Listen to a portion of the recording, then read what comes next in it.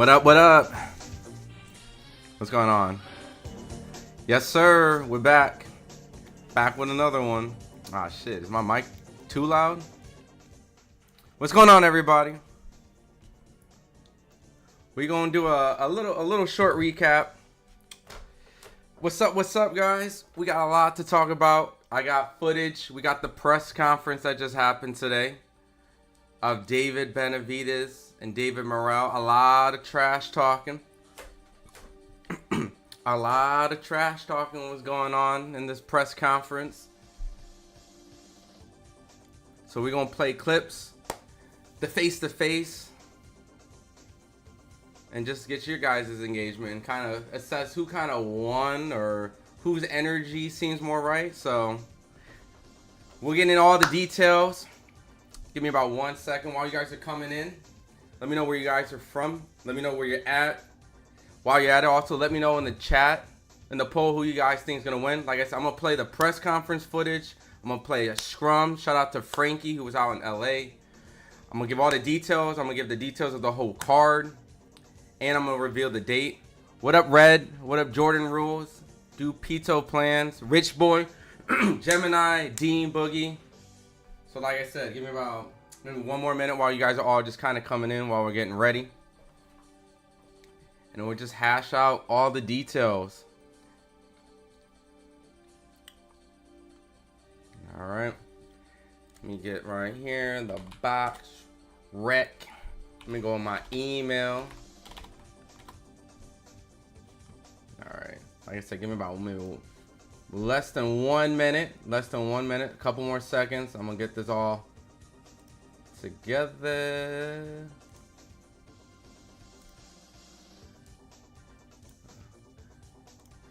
Okay.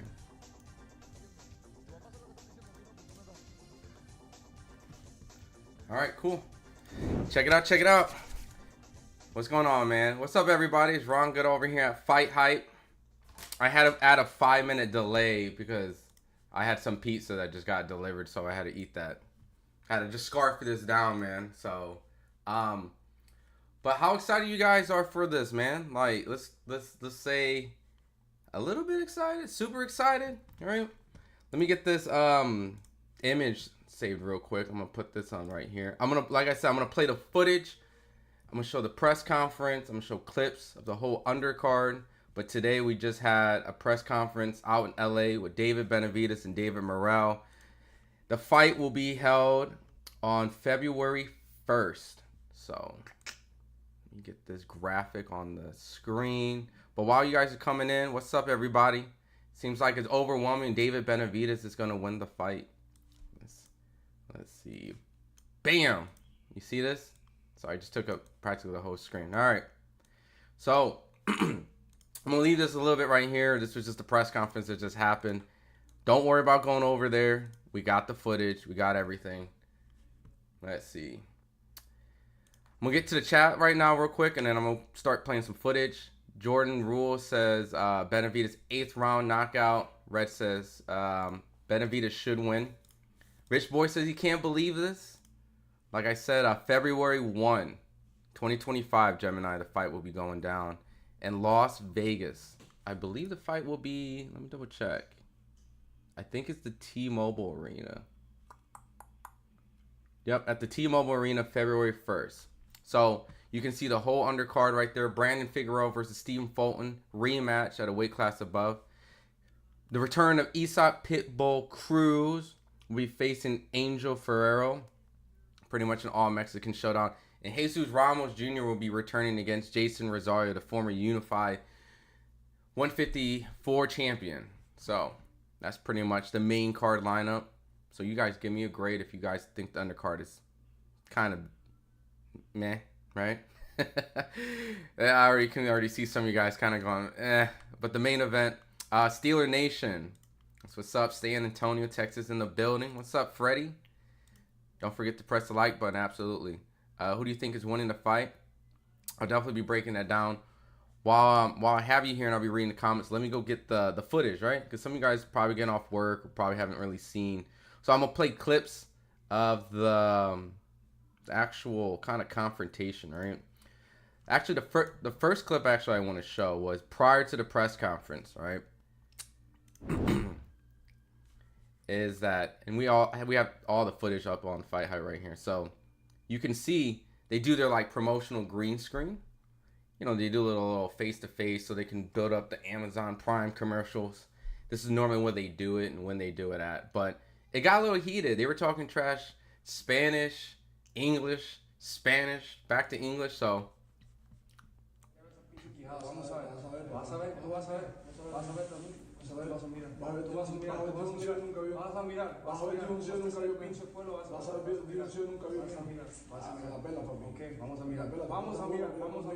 Vamos a mirar. ¿Y quién eres tú? ¿Quién eres tú? Yo, ¿qué estás haciendo? ¿Qué estás haciendo? Okay. I want to see it. I want to see him. I'm gonna break your fucking mouth. I'm gonna break your fucking mouth. Watch. Oh, you want to lose it? Aquí se lo aquí. Aquí se lo aquí. ¿Qué quieres hacer? ¿Qué quieres hacer? ¿Qué quieres hacer? Aquí estoy enfrente de ti. That's Benavidez Senior breaking it up right there. So it's already getting a little heated. It's already getting intense, right? You heard David said he's gonna break his jaw, right? And that's gonna be kind of the running quote that we'll be hearing. Gemini says, Black Iowa in the building, Benavidez all day. Respectfully, I think Morrell could put Benavidez down. Bubba says, did Benavidez punk Morrell? No, but I'm glad he didn't. But I do feel both of their energy. Benavidez sounded focused, though. Absolutely. Both these guys know exactly what they're taking in this fight, right? Pretty much a top guy.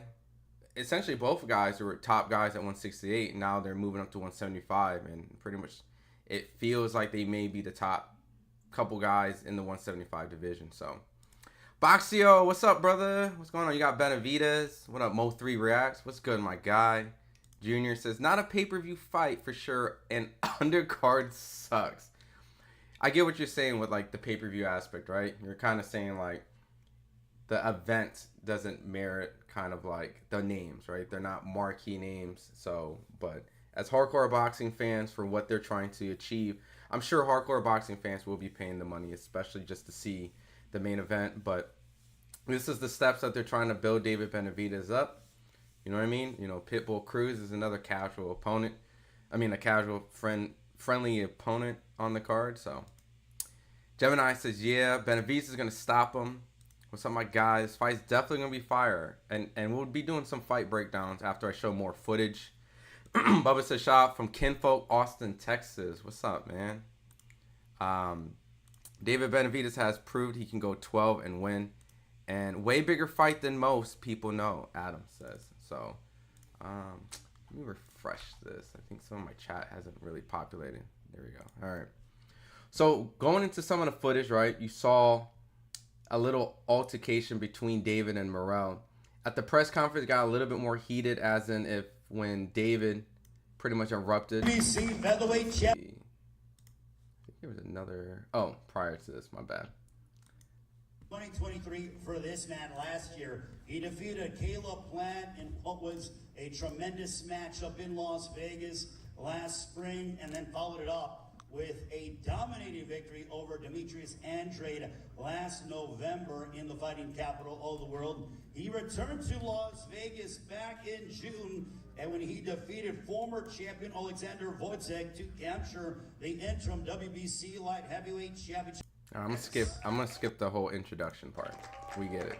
So, David Benavidez comes up to the podium. Without him, nothing is possible. I also want to thank my wife, my son, my daughter. My father was Benavidez, Samson Lukowitz, all PVC, Luis the Kluba, Saul Heyman, and here we are again. I told you guys I was going to give you the best fights that you guys wanted to see, and we're here again. We got this guy. He's been talking about me for a while, for about 2 or 3 years. Disrespecting me, disrespecting my dad, disrespecting my brother.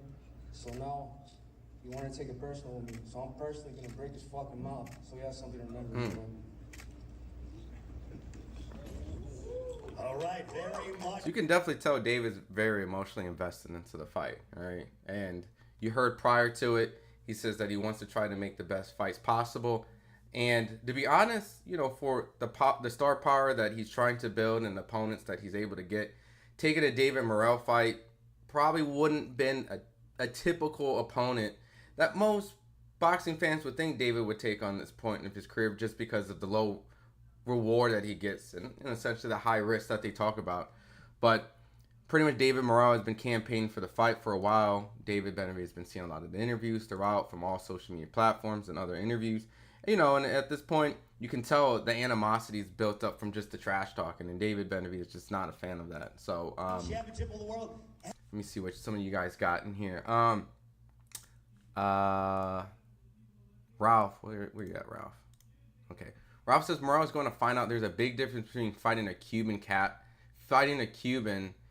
driver to fighting top prize fighters.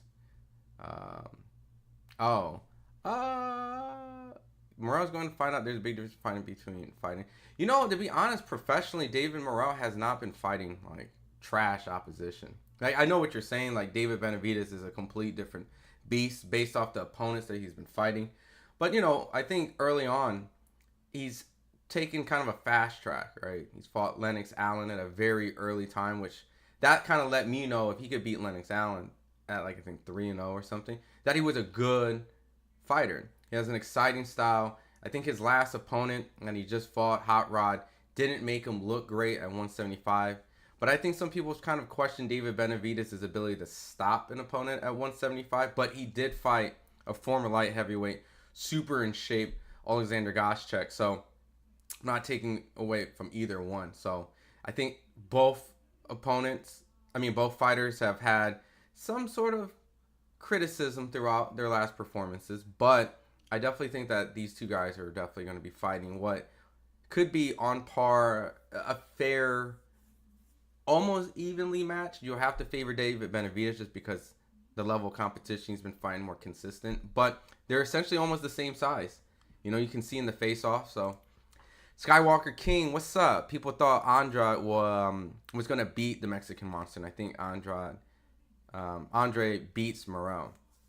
Really? Okay. So you think he's stepping down in competition in this fight? David Benavidez didn't look like he was someone who has been ducking this guy. He was face to face and kept that same energy in Morrell. Absolutely. I mean, he definitely did not shy down. I'm sure David Benavidez had control of if he wanted to fight Morrell or not, and he definitely said yeah. There is clearly an indication that David Benavidez, regardless if it's for a risk of, a big reward or not, he's fighting what boxing hardcores would say fair opponent, right? I don't think nobody's complaining about David Morrell as an opponent, like at all, And I know that some people was probably saying, oh, he's been fighting guys at 160, moving up. He's fighting a guy his size, his weight, right? So, I think this is a great fight for boxing. So, Mexican boxing's back. He said Mexican and Mexican-American control boxing.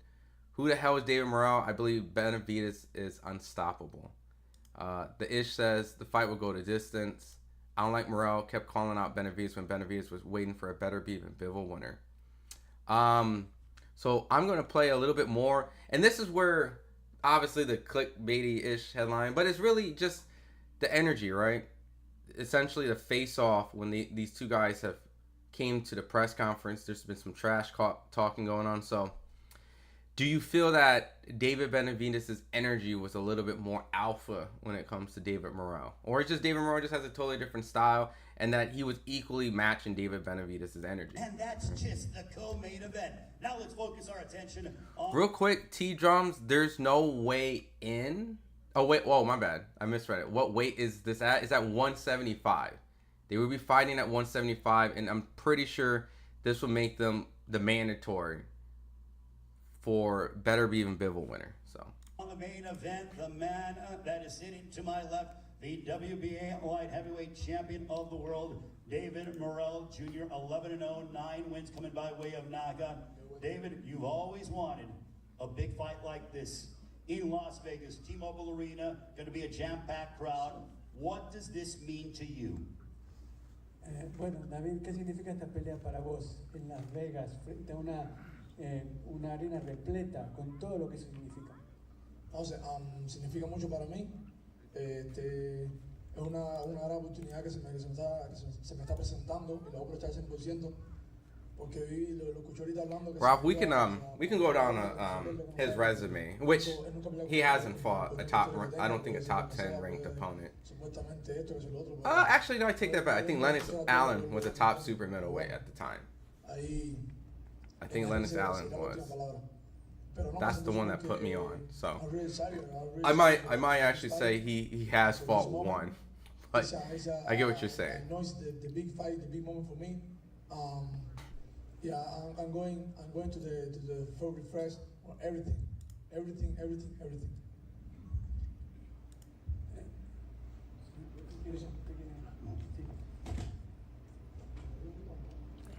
And Pablo says, I didn't see anywhere at any point that he punked that man. So we're going to be playing the footage. What we're going to essentially say is Morrell matching that same energy that David Benavidez was bringing, because By all means. Again, I'm very happy to be here. It's going to be I'm excited. 42 years of boxing is going to be one of the great ones. Two guys, young warriors who can punch with both hands, and it's going to be a tremendous night of boxing. And I'm prime, and it's going to be like I said before. It's all the talking's done, and this reminds me a little bit of the Barkley Durant fight a little bit. all right, Reclamando pelear. let's get to some of the trash talk. David, when he was calling, David Benavidez, beg your pardon, when he was calling you out and saying he wanted to step in the ring with you, not many guys have been trying to do that. And he did. He's been saying that he wants to fight you. Now, Saturday, February 1st, you guys get an opportunity to collide, T-Mobile Arena. Did you take that as a sign of disrespect, or is it the fact that, hey, I'm undefeated, I'm a guy who brings a lot of viewers and fans to the arenas, and he wants to test his skills against me? No, I didn't take that as disrespect at all. What I took as disrespect is the stuff you were saying, that he was being really disrespectful. But other than this, like, these are the type of fighters I want to fight. I want to fight the people that they have confidence in themselves, that they think they're going to go in there and knock me out, that they said I haven't fought somebody like him. At the end of the day, he's never fought nobody like me. And I'm going to prove everybody that there's levels to this. And I'm not playing when I say I'm going to break his mouth, because that's exactly what I'm going to do. Yeah. David Morrell, when he says... Let me, I want to... You know how powerful Let me see. it is. You don't have... I don't have power for this. I don't have power? No, I don't have power. Not for this. I'm gonna show you. The break my I'm mouth. gonna show you. I'm gonna show you. Hell no. I'm gonna break your Hell fucking no. mouth. You're not Talking all gonna that break shit. my mouth. Hell no. Talking all that shit. Hell When you have a no. fucking jaw brace on, You know how that's power- gonna be. Man, That's boy, my gift to you. you boys, That's my you gift don't to know you. battle, man. Like, shut the fuck up, bitch. What the fuck do you mean? What are you saying? Man, you're the stupid shit. I'll beat the fuck out of you. No, man, okay, I'll whatever beat you the do. fuck out of Okay, baby, whatever Beat you the do. fuck out. Whatever you do. Alright. And then I Whatever want you you to do. come ready, because when I Whatever beat the you fuck do. out of you, I want you guys to Whatever give you me. do. I want you guys to give me props. Whatever you do. Alright. Whatever you do. We'll see. Whatever you do. You know what? Stupid. These are, like I said, these are type of Stupid. fighters. I want people that are excited. Stupid. What the fuck you getting on your Man, phone my for? guy- We're in the press my guy's conference. more We're in important the to press. you, Now he's gonna go on Instagram. Look at this guy. I think he's nervous, man. Number what? Vas a ver, vas a ver, vas a ver. ¿Qué voy a ver, mija? ¿Qué voy a ver? Voy a ver dilución nunca vio. Vas a Voy a ver. ver dilución nunca vio, mija. Ahora sí. No se me preocupe, chiquita, ahí la atiendo. Ahí la atiendo como quiera. No se me preocupe, chiquita, que ahí la atiendo. Tu papá sabe lo que estás diciendo, tú no, porque tú no eres de allá, man. Tranquilo. The fuck is this guy saying? Ahora para el inglés. Ahora para el inglés. Pinche puto, no mames, ya, Where is he? Where is he? Tú This is lo what que I want. I quieres want decir. somebody that's Tú lo que confident. quieres- I want him to think he's gonna come beat me. Yo voy a I want dar him to en think mi he's gonna come idioma. knock me Yo out. voy a dar en mi idioma. Tú lo que quieras decir. Yo voy a dar en mi idioma. No que mi mexicano, pero no te entiendo, no se te entiende, papi. Okay. No que mi mexicano, no que mi carita. Papi, el hocico yo sé I don't que even know what the fuck this guy is saying. Vas a decir, claro. Martin, can you translate real quick what he just said? And Martin don't know what he's saying either. Nobody can translate this guy. Habla porque es la única forma que tienes de defenderte, papi. Okay. We'll have Martin. We do have the translation part, but I want to get the chat involved, right? So this is a little bit of the energy, right? And Samson, we did play a little bit earlier the shirtless face-off. Benavidez is back to the Tyson Fury build. Yeah, I mean, there was some trash talking. And I'll play that clip later on for the guys that came in. But they're both David. Morrell is a solid fighter, but he's going to give Benavidez problems, but Benavidez will win. Adam says a lot of people like Benavidez. A lot of people like Morrell. As Benavidez would say, to be honest with you, I think David's going to win. Benavidez has fought 3 champions, Boo Boo, Plant, Goshek, and Morrell. Otherwise, not involved with an opponent at Benavidez' level. I have 77% Benavidez, 33% Morrell. Let's hope Morrell isn't like most Cuban fighters and run the entire fight. Text 2 says, this should be interesting. The Ish says boxing is the best right now. Mo 3 Racks. The fight got me hype. Dan says, even with the ET body, Benavidez is going to spank Morrell. Good fight for Adam. There's no sound? Stop it. There is sound. You were trolling me, no, man. I swear to God, I was gonna be tight. So for some of the people, like I said earlier, who just jumping in, there's a lot of trash talking, and I think Morrell, the headline, in my opinion, the title is that I think Morrell is holding his own very well. Whatever Benavidez brings, Morrell is matching David's energy. I don't know if it's because Morrell, that's who he is. We never really seen someone really trash talk too many times from Morrell. I think one time it's happened, but other than that, this is with someone that many people feel is his size, has the similar build and range and power. Both would consider like vicious, avoided guys, and Canelo didn't want to fight either one of these guys. So they're both fighting each other at 175. So this is once again the footage of these two guys doing their green screen face-off. Now we'll play more from the press conference. Vamos a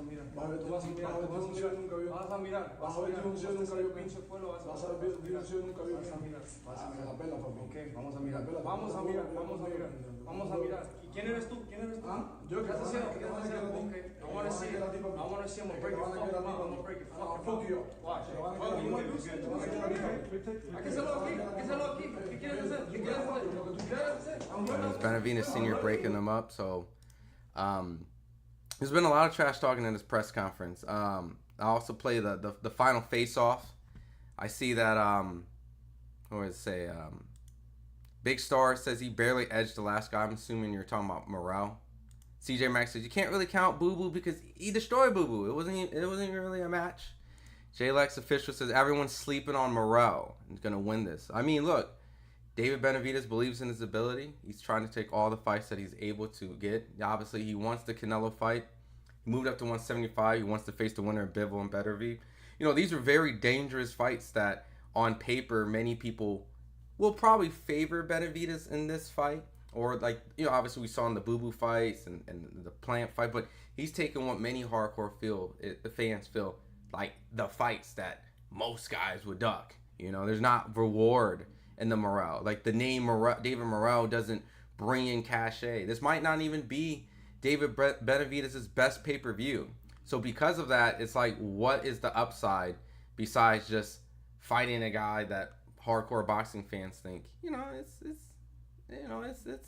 a good fight. But what does it do to raise his profile to potentially fight Canelo when it comes to casuals, right? You're going to see this guy and not really know too much about him. Maybe they might recognize him on the Gervonta Tank Davis and Ryan Garcia undercard, right? But I'm a fan of the fight, and I'm glad everyone else is responding very well. Ralph says, Morrell is very ignorant. Morrell should look at what happened to Boo Boo after he was being ignorant. Arrogant, my bad. I meant to say arrogant. J-Lex says, I'll put at least a bag on it on Morrell. It's going to be what Bud was dispensed. For a lot of people who also aren't familiar with David Morrell, and I'm sure all you guys are, David Morrell, even though he's Cuban, he's an offensive Cuban fighter. He pretty much takes his talent, which you've seen a lot of these Cuban fighters show great footwork, but he presents it in an offensive knockout fashion. David Morrell has pretty much been on a tear, at least fight his opponents wise. He's been looking great, destroying them.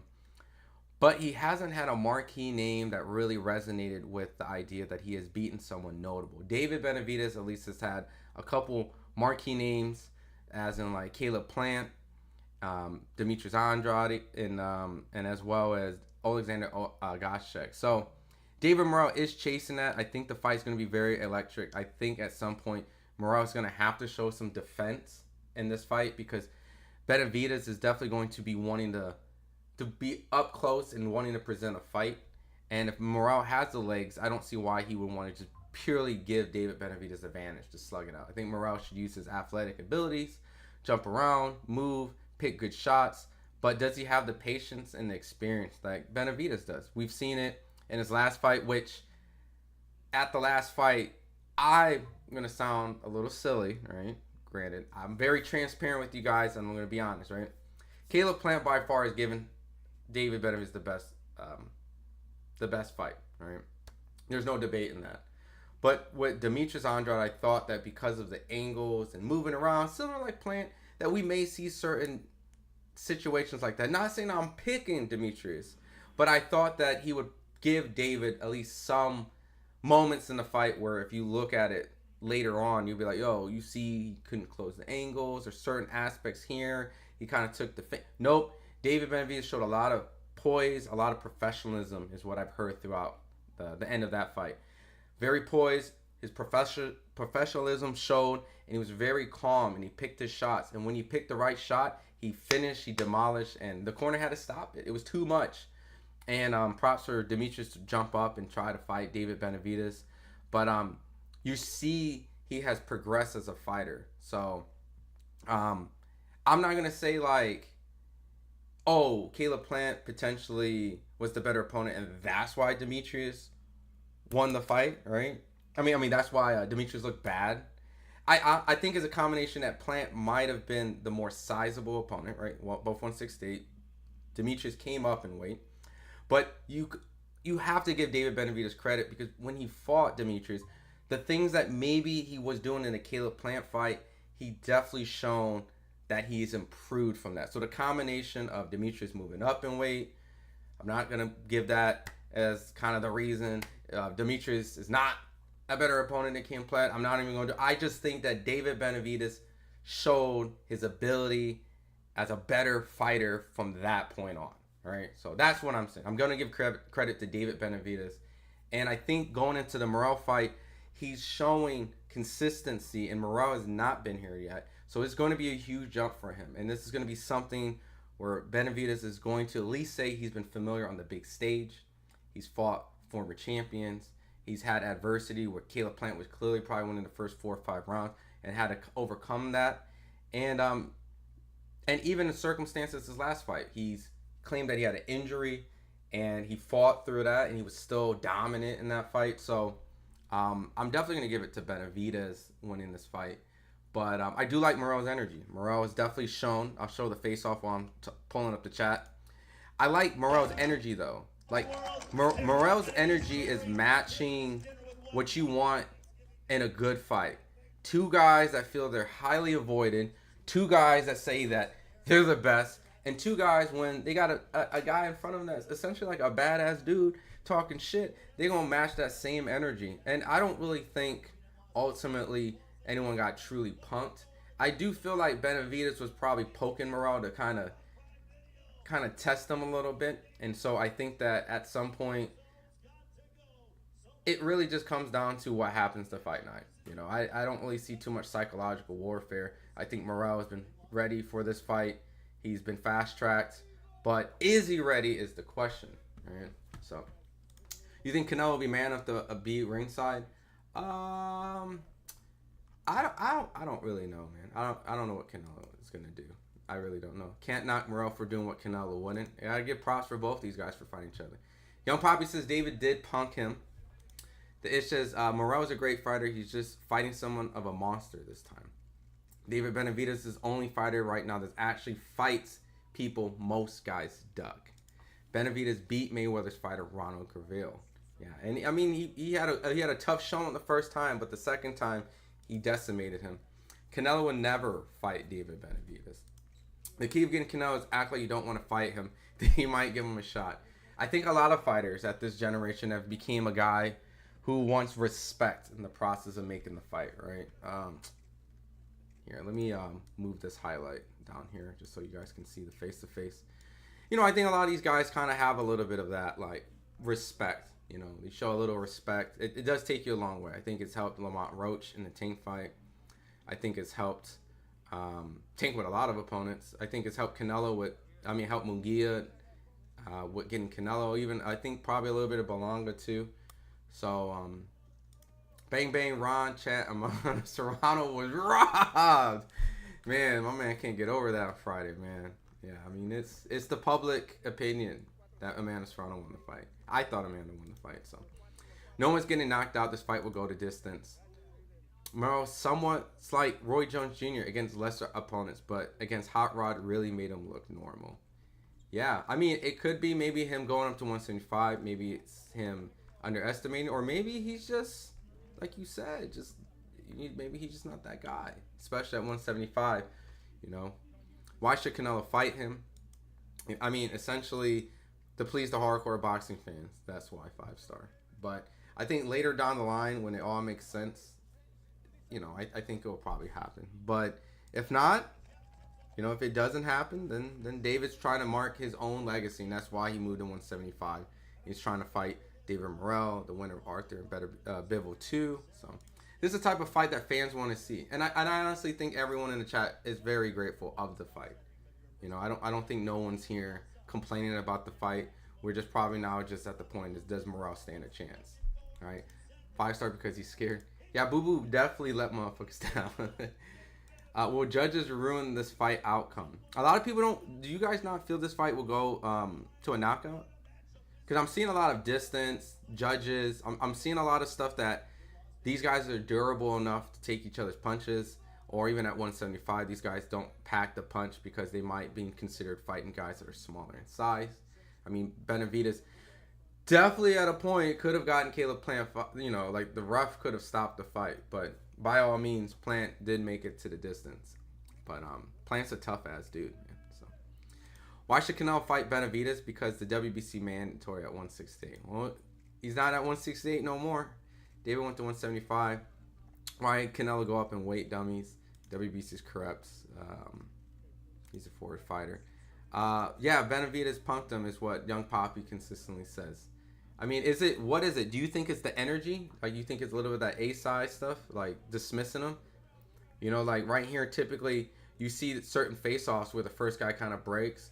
But David kind of just laughs him off, and he's like, out of my face. Is that a little bit of him just trying to not be confrontational? Is it just them just trying to sell a fight? You know what I mean? You know, Morrell just seems very, like, competitive and winking and confident. It's almost like David Benavidez just remembers certain stuff from the past. And he took that personally.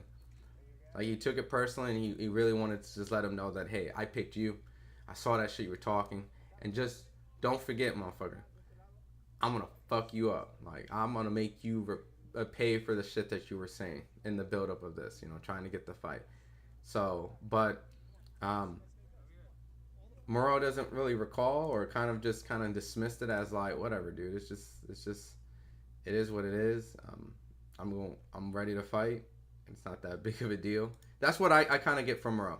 Morrell just kind of gives me this, like, it's not that serious, dude. And I'm going to fuck you up. And you want to talk shit, I'm going to talk shit too. Doesn't mean he should go up weight. Why don't David fight heavyweights? I mean, that's a big jump. Super middleweight to heavyweight, brother. The difference between Benavidez and Morrell, aside from the level of opposition fight, that Benavidez has been sparring world champions since early teens. I mean, this is true. I mean, he's been sparring guys like Kelly Pavlik at the age of, I think, 14 or 15. And Kelly Pavlik was, like, that dude can fucking punch. I'm not sure what happened exactly, but at some point, I think Kelly was kind of recognizing that he was getting, I don't know, kind of outworked by this kid a little bit. I have to look up the interview again. So, and I'm posting this up right here just so that you guys can see the undercard. I'm going to be playing in the background footage from the full press conference while we'll be breaking things down in the chat. Let me move this up a little bit. Cool. All right. There you go. Bam. That looks good. But yeah, I mean, Benavidez has definitely been. I mean, I think he's been around Triple G. He's been sparring Triple G as a kid. So he's essentially even sparred Bivol, right? So the fight won't go to the judges. Bang Bang says. James Tony said Benavidez will KO Morrell.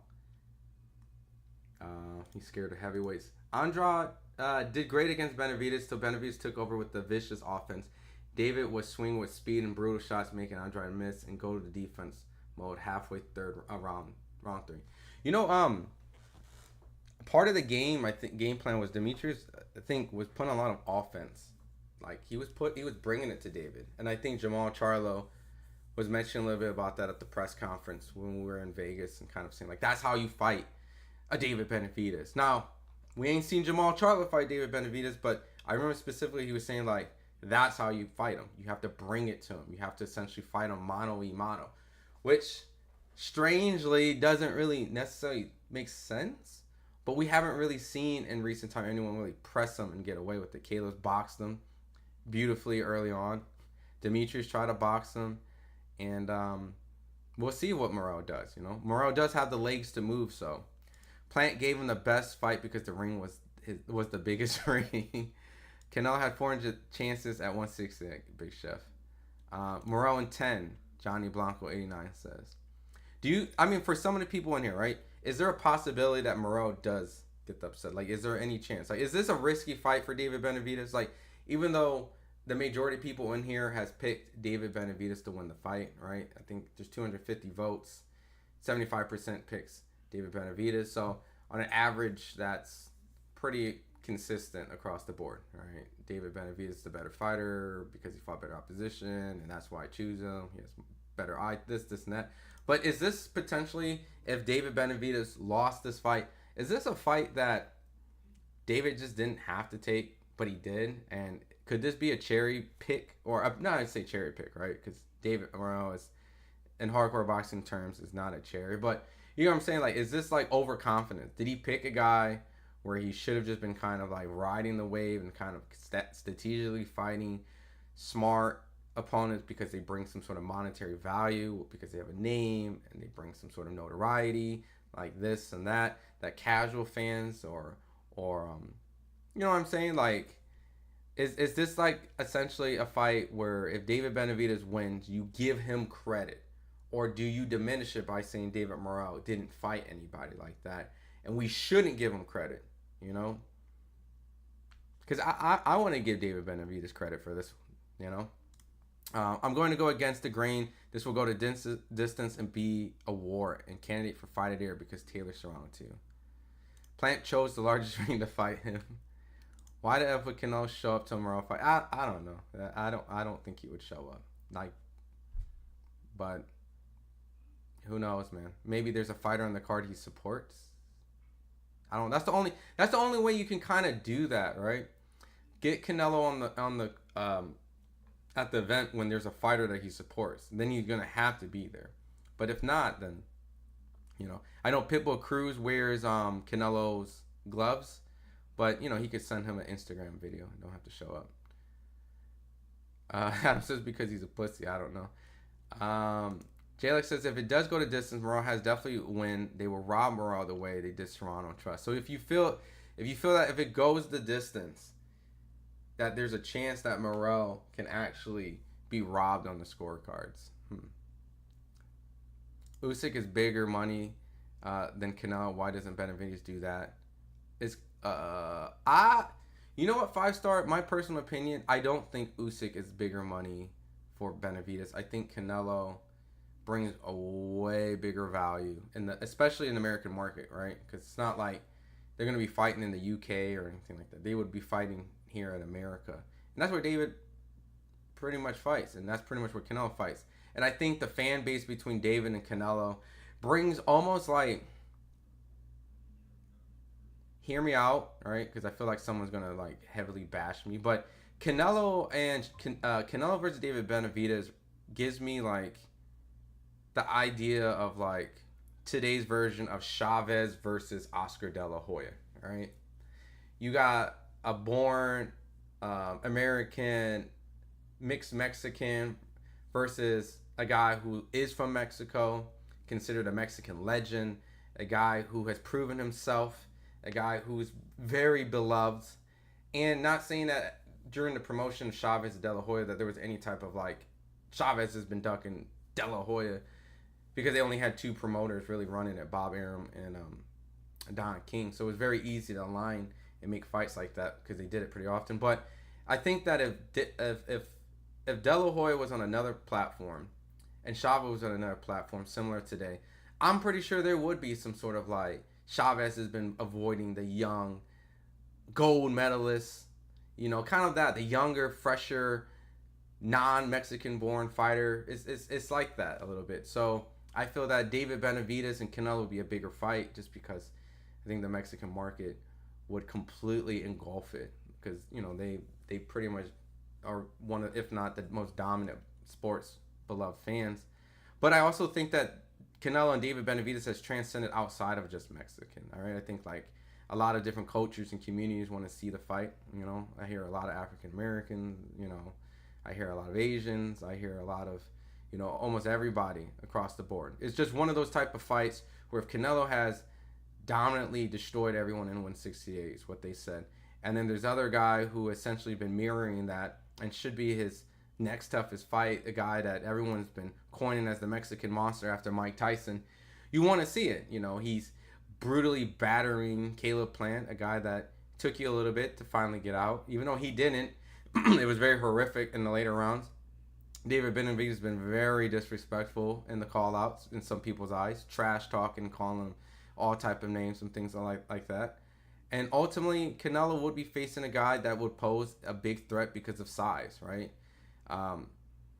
Canelo is so much smaller than David, and a lot of people would love to see Canelo lose, and that also brings a fan base to David Benavidez. They believe he will beat Canelo, and they want to see him beat him, and that's why they want the fight. They want to see Canelo lose. So it's just so many more things. Like David Benavidez and Usyk, I don't even know what the storyline would be. Like, I wouldn't even know how we would even promote that.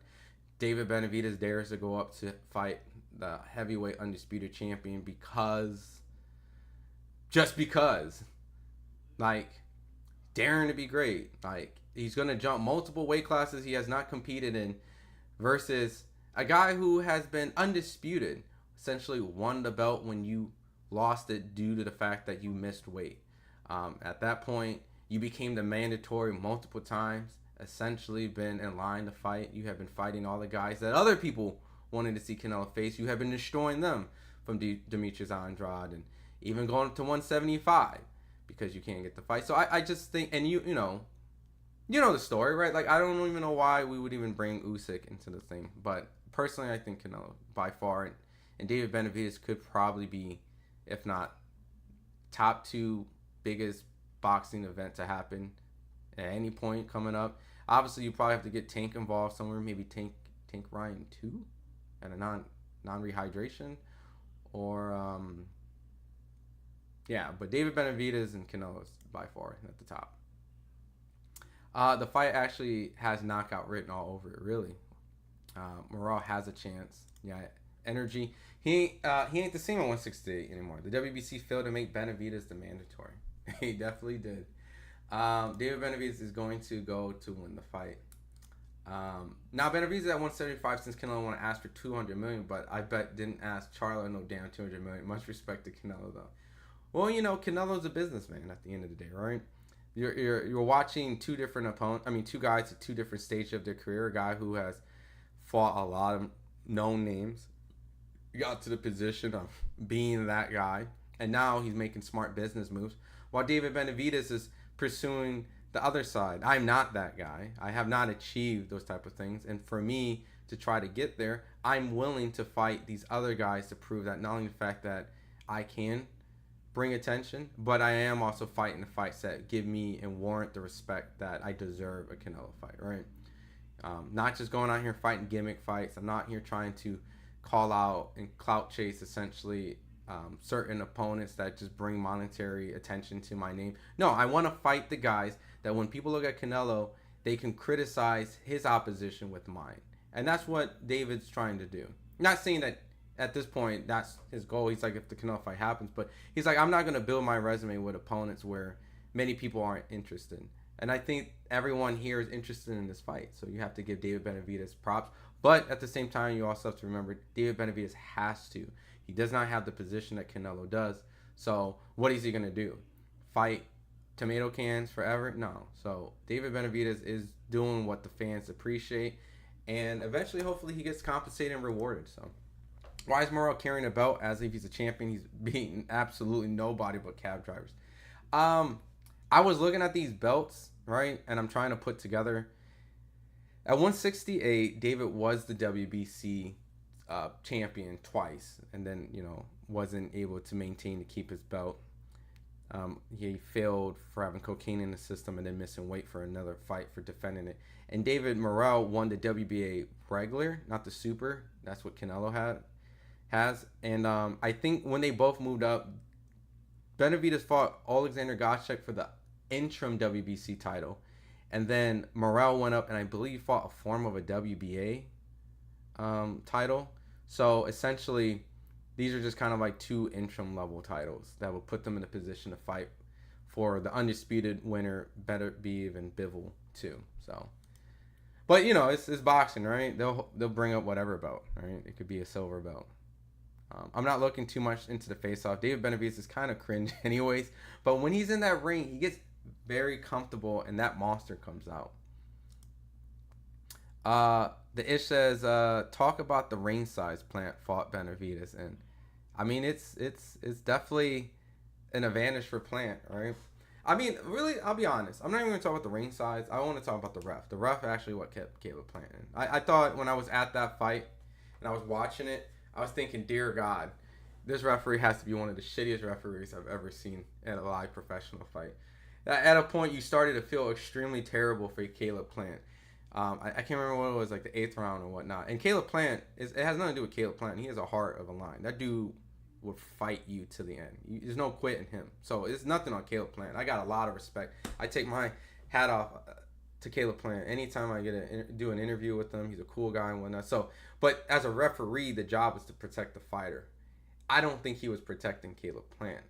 You know, granted, Plant made it to the distance, but for dear God, ring size or not, I think the ref is what kept him in. You know, so at a point, the fight should have probably been stopped. There was a lot of unnecessary punishment that Caleb Plant took, but he got a lot of respect for it. So Benavidez going to do Morrell dirty. Why is this fight happening? He's not ready yet. I mean, it's a fight that Morrell wanted. It's a fight that Benavidez wanted, you know, and who else are they going to fight at 175 that's going to create some sort of attention, right? I mean, I can go down the list, but outside of the two, Bivol and Beterbiev, who do you want to see David fight at 175? Who do you want to see Morrell fight at 175? So pretty much it's sink or swim, right? So as a maybe matchmaker, I see what you mean. Like, this might be a little too soon for Morrell, but we'll find out. Maybe this might be too soon for David Benavidez. We don't know. I mean, ultimately, I favor David Benavidez, but David's fighting a guy young, in his prime, his size, considered a 168 boogeyman, someone like him. They're both putting on the line, so I respect both of them. And that's, you know, these are the fights that, granted, we want in boxing, right? You're like, we want these things, right? We want these fights, and when the fights actually happen, then we put on our business hat and go, this fight shouldn't happen. It makes no sense. So I agree, but at the same time, as a fan, I'm gonna enjoy it. I'm gonna be very gluttony with this. I'm gonna just digest this in one bite, and just like, I'm happy. You know, after the Mike Tyson Jake Paul fight, I need a David Benavidez and David Morrell in my life so that I can watch two guys put it on the line. So the Canelo Bivol was a one-time thing. He should never try again. Ironically, Canelo was like, I'll fight Bivol if he wins against Arthur. That's what he said. He said, if Bivol beats Arthur, then I will want the rematch. But never talked about fighting Arthur. Very interesting. Which, I mean, granted, Canelo's small. Like, he shouldn't really be fighting either one of those guys. Especially Bivol, after he just beat him. But I know there's pride, right? Morrell is most definitely risky. Morrell has a puncher's chance. Bubba Stunner says, Benavidez isn't overlooking Morrell. Looked kind of fat in that green room stare down. Let me see. Little out of shape pudge. When is it? November. So he has November, December, January to kind of. Let's see. It was this one, right? Oh no, there's no sound. Where's the sound? Tú vas a ver también, vas a mirar, tú vas a mirar, vas a mirar, pinche pueblo, vas a mirar, ok, vamos a mirar, ¿y quién eres tú? Yo, ¿Qué estás haciendo? Okay, I wanna see him, I'm gonna break your fucking mouth, I'm gonna break your fucking mouth, watch, oh, you wanna do something? Aquécelo aquí, ¿qué quieres hacer? Aquí estoy enfrente de ti, ¿qué quieres hacer? Vamos a ver. Yeah, you know, Benavidez definitely looks bigger than Morrell, you know, but we'll see. You know, when fight time comes, you know, Benavidez is gonna work his ass off. We'll see what type of shit he comes into. So, what's it? Play some more background footage. This is gonna be Rigo versus Donaire all over again. Respect to both fighters. That's very interesting. I like that comparison really, because you got an amazing Cuban standout versus what's considered in that time the division's hardest puncher, right? The big bad wolf, right? So we'll see. I think this is a great fight, and we all know that Donaire fell short to Rigo in that fight, but Rigo was able to drop. Donaire was able to drop. I think I said that backwards.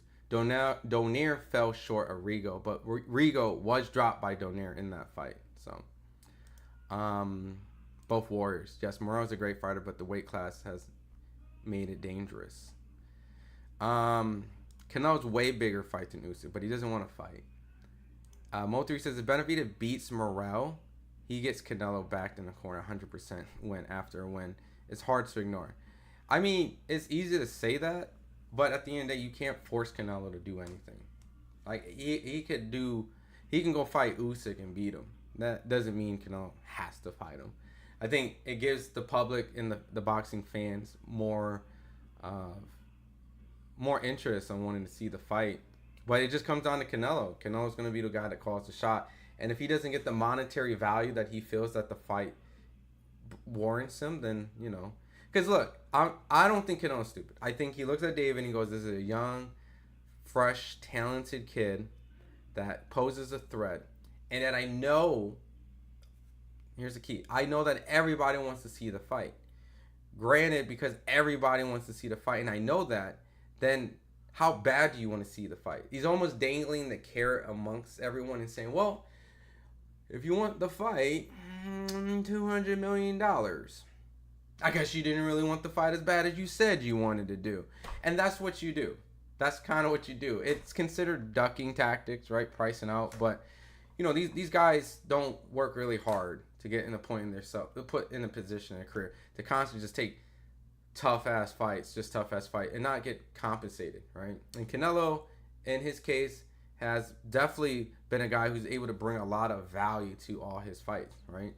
Canelo brings more to David than David can bring to any opposition that Canelo fights. And that's just the reality of it, right? And it's the popularity contest. It's definitely about markability. And David Benavidez' markability does not match Canelo. And Canelo knows that. So Canelo is like, well, how bad do you want this David Benavidez fight? I'll give it to you guys at $200 million. So, you know, you always want to start high, and then if it gets negotiated down. But that's where Canelo's at. And unfortunately, because David has been an opponent that has been considered highly desirable, very dangerous, that's what happens. You get priced pretty high, you know, and you have to fight tough opposition and kind of go that route. But Canelo's smart. Morrell is not gonna back. Morrell's win. I mean, David beating Morrell does not back Canelo in the corner, because win or not, all it does is just, this fight helps build David Benavidez. It helps him to become a better fighter, and potentially, you know, maybe later down the line they can fight, but that's at Canelo's discretion. You know, Morrell is a problem. Yabin says press conferences mean absolutely nothing. It's the night of the fight that counts, and that's facts. You know, I know that we're doing like face-off speculations and all that stuff, and it was fun because these guys have talked a lot of trash in this build-up so far today. But you know, I get a little bit of some of that, like Benavidez is trying to A-side Morrell a little bit. Like, look at you, you're nervous energy. Okay, all right. I saw what you said. I'm gonna break your jaw. You know, kind of laughing him off. He's trying to sun him, I guess, trying to punk him a little bit. You get a little bit of that energy, right?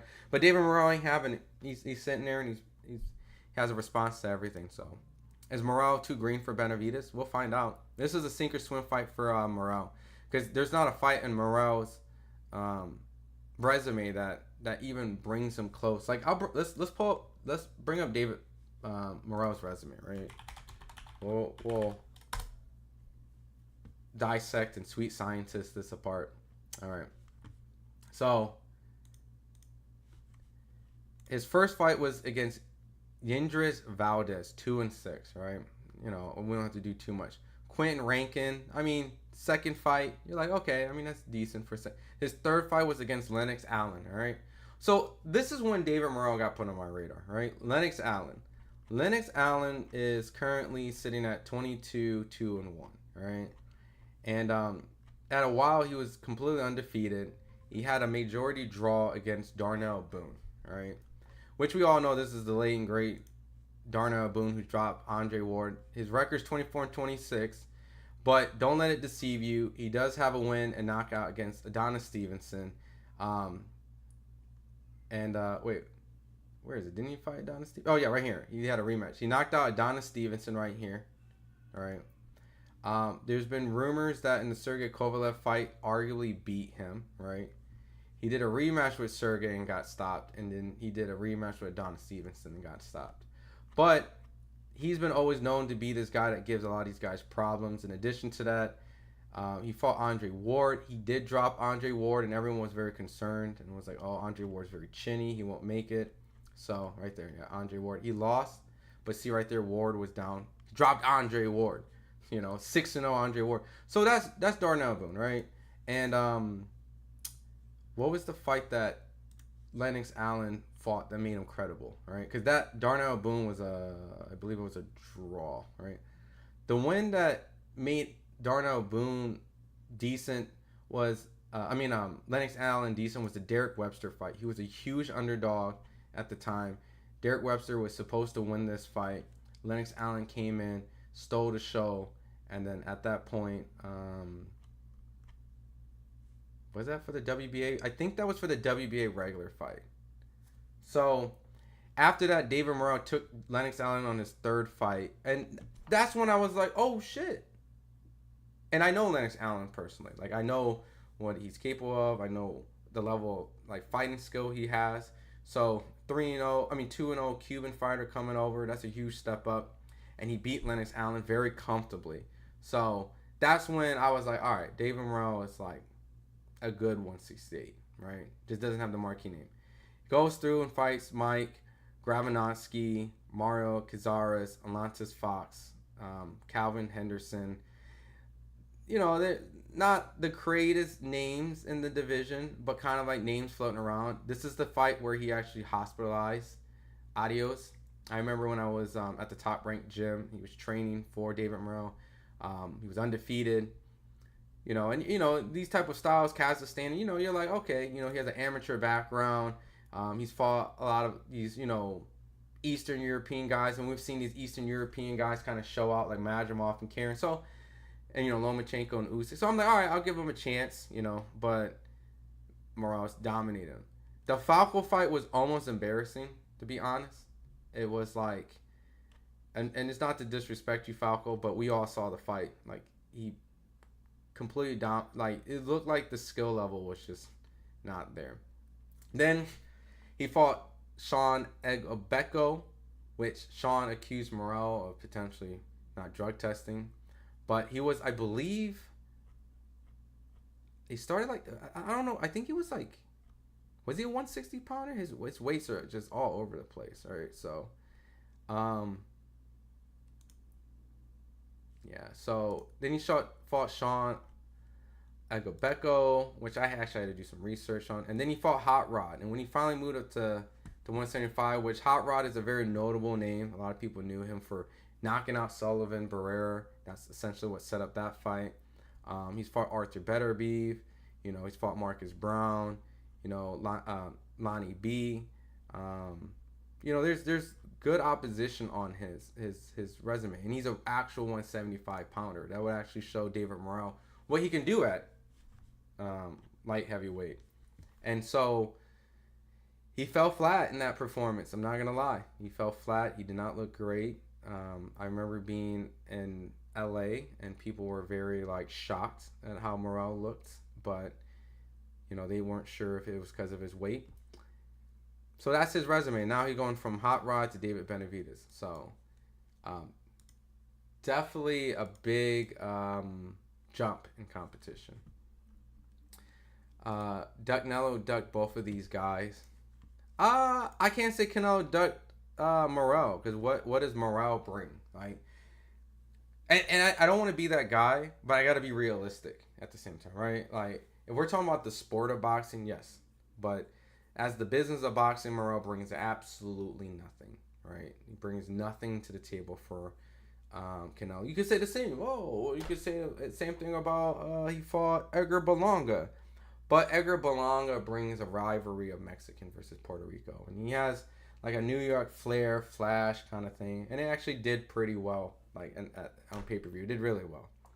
So, Munguia, well, he said he'll never fight a Mexican, and he fought Munguia. Well, I think the Munguia thing was a matter of just kind of showing, like, hey, I'm choosing this more nice, humble guy, that he's not a shit talker. I actually like Munguia, and because of that, to set an example, I'm picking Munguia, and not you, David, because you're a loudmouth talking, you and your dad. That's a little bit of what you're going to see in boxing. You're going to see when fighters get disrespected, and they're the A side, it doesn't necessarily mean that they're gonna want to fight you because of the fact that you disrespected them. Like, do you think Terrence is gonna fight Teofimo Lopez because he says the monkey jokes and the bananas and stuff and all that? Like, no, you're mad disrespectful. As fighters, right? There's a level also of respect, and some fighters fuel off the idea of, oh, you've been talking about shit, I'm gonna punish you and I'm gonna show you. And then some fighters go, well, you know what? Why should I do business with you? Like, you've been disrespectful. Essentially, I'm going to make you a lot of money. And I don't want to give you that luxury. And let alone the opportunity, because it's boxing. Anything can happen. I'm not going to give you the luxury, the chance, and the ability to make money. You find it somewhere else. So, and that's kind of also Canelo's, you know? So, Morrell, Canelo didn't duck Morrell, you know? And the David Benavidez, he's definitely trying to leverage that as a big money fight. He's asking $200 million, so he's not gonna fight that guy for pennies, let alone the same amount of money that he would. Like, you can't get Canelo to fight him the price that he was gonna pay for Munguia and Edgar Berlanga, because he also knows that fight is so much bigger than those fights. So he wants to make sure he can maximize on that. He's a businessman too, right? He's not stupid. That's probably the biggest fight in boxing to be made, especially in the States. So he wants to make sure that he gets properly compensated. And there's nothing wrong with that. It's just the fight fans don't care about that. We don't care about what you get paid. We only want to see you fight. But we also have to be understanding and realize that that's what's kind of the reason why certain fights have to happen. Like, so if the money ain't right, the fight don't happen. So Zero. Benavidez looked fatter than Morrell, but that's it. But as far as the fight is concerned, I think Benavidez will get him. Yeah, I mean, I'm definitely favoring Benavidez, you know?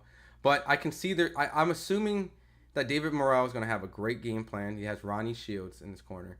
And I think that there's going to be pockets and moments where Morrell is going to look very good. But ultimately, I think David Morrell might fade. He might maybe get tired somewhere along the fight, because he does rely on a lot of movement and athleticism. And David's kind of like a guy who kind of walks down, paces himself pretty well. And even though some people said he looked tired at the 175 fight with Alexander Gacek, I mean, if I give him the benefit of the doubt that he was injured, you know, a lot is going to have to play in fact that he hurt his hand. But he's also had to get acquainted at 175. So I expect both these guys to look better than they did the last fight, because adding that extra, 7 pounds is a huge difference for your first pro fight. And these guys are fighting guys that were supposed to kind of test them, but also give them, you know, an opportunity to have a showcase. And they both had an ability to showcase. So it's a growing development for both of them, and they both are going to learn from that. I think Morrell wins. That's fair. Who's your all-time favorite fighter, G?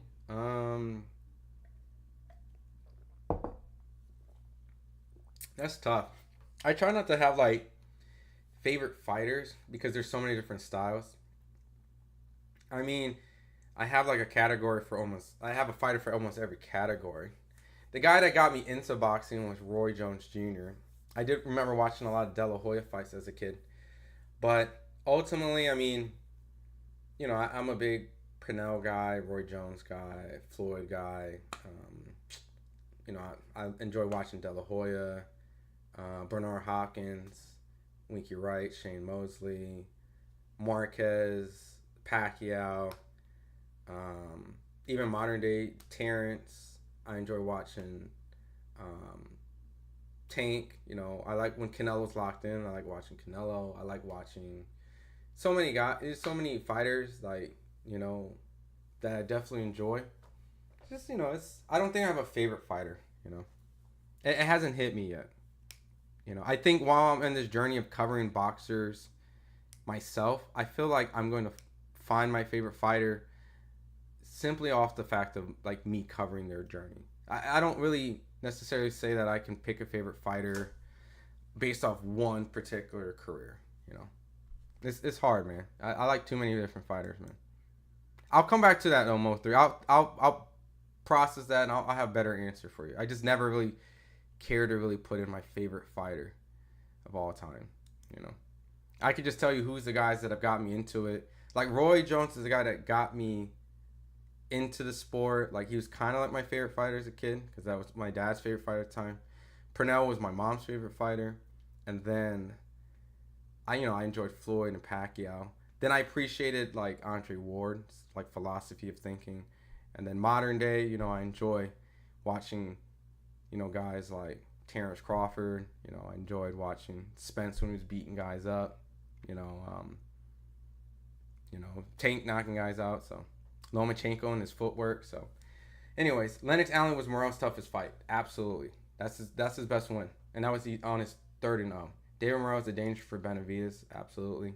I agree, Morrell didn't look great versus Hot Rod, but Benavidez wasn't that impressive versus Alexander God. Exactly. So that's why I think those two fights still leave questions in our mind, and that's why I'm okay with people picking David Morrell beating David Benavidez, because they both didn't look amazing. And it depends on the injury, right? Has it fully healed, right?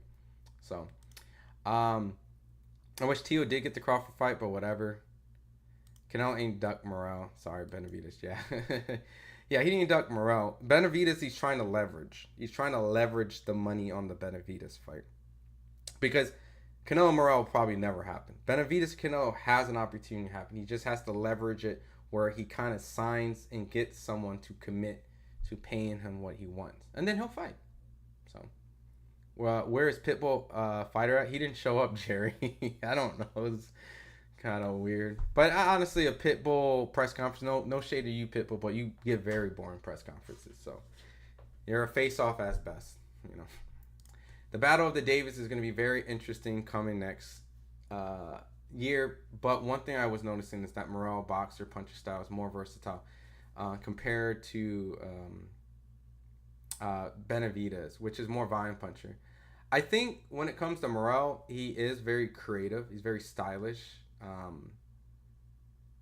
boxer puncher. He does like to keep his distance and kind of like, very explosive.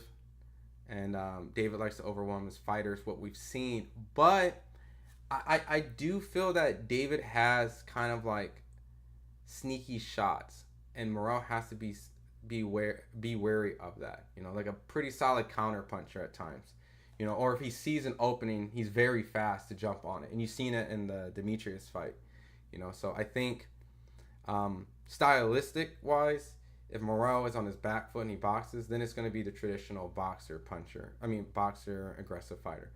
But if Morrell is going to stand in front of him, I could see a lot of counter punching and a lot of opportunities for both these guys to tag each other. And I can see Morrell and Benavidez mixing it up. And like I said, Jamal Charlo, who also is trained by Ronnie Shields, hear me out.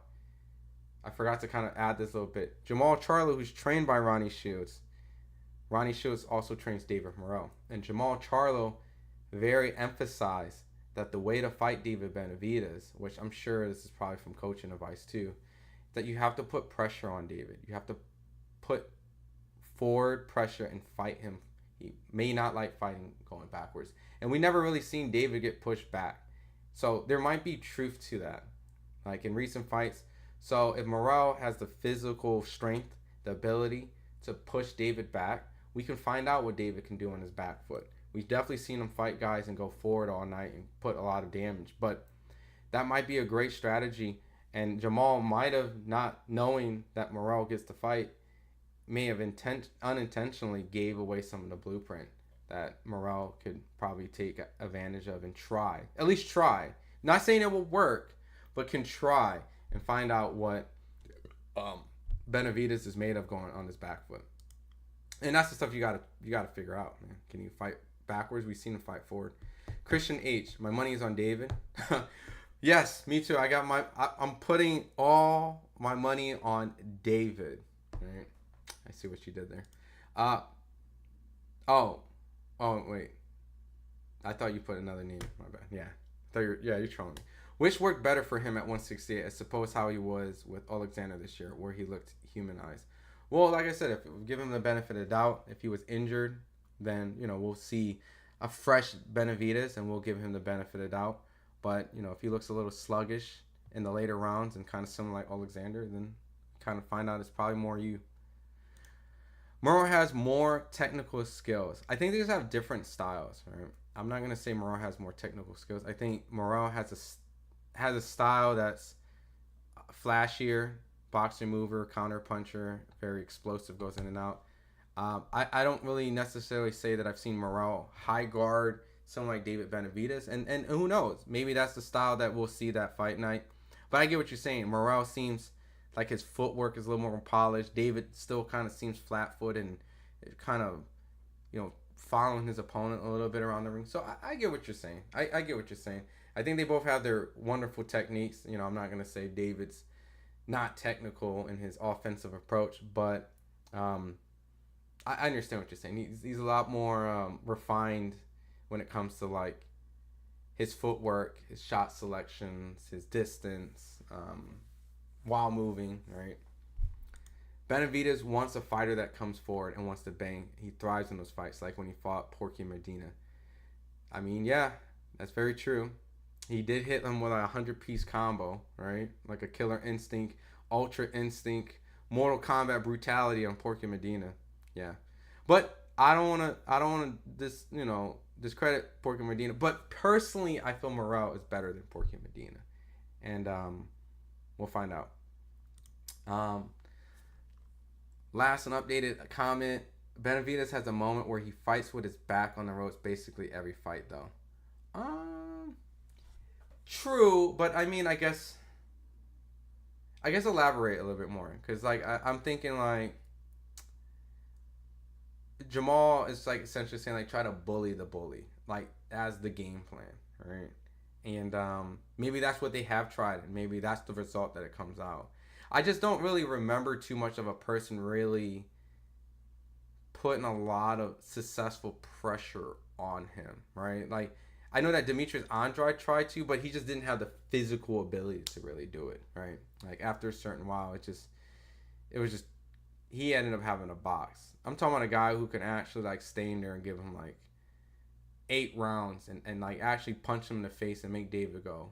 This version of David being like, oh, shit, damn, bro, oh, shit, like, actually kind of rock him, right? Like, and Benavidez' last, like, I don't know, 6-7 fights. Like, when's the last time Benavidez actually got punched, rocked, hurt, and had to retreat backwards and actually be like, whoa, shit, whoa, shit, whoa, like, you know what I mean? Like, show the bully that I can bully. And then Benavidez had to kind of become the defensive pick your shot kind of fighter. I just don't really remember too much of that. And the opponents that try to do it just can't keep. Benavidez is huge as fuck at 168. Who the hell is keeping Benavidez on his back foot that long? Morrell has the size, he has the reach, and I think he has the skills to implement it. Does it mean it's going to work? He might get caught in the way of trying it, but I think Morrell has the possibility of trying that. Morrell will probably have to take a page to what Andrade did in the early rounds in the David fight, where he was sticking and moving and being evasive without trying to banging it out with him. Yeah, he just has to be careful, because Benavidez is also really familiar with that style, and he's really, I know he misses a lot early on, and he kind of looks kind of clumsy, but he's a guy who's trying to get his range early on. He's going to take risks. He's definitely very offensive. And when you throw a lot of punches, you're not all going to land, right? So you're going to have a lot of stupid moments where a guy moving around. But he eventually lines up a really solid shot, and it's very fast. I've seen David ringside many times. He's a lot faster than what TV looks. And it's very, like, shocking where he actually gets the shots off. It's very, like, funny that when I watch him on TV at times, he looks very slow in a sense of why fighters think that they can go in and fight him a certain way. But when you see him up close, like, Shit, I mean, I remember I was filming him at his gym, right? And I had my phone like this, right? And he was in the corner. And so, Rayo Venezuela, David Benavidez, like I was just in North Hollywood. And,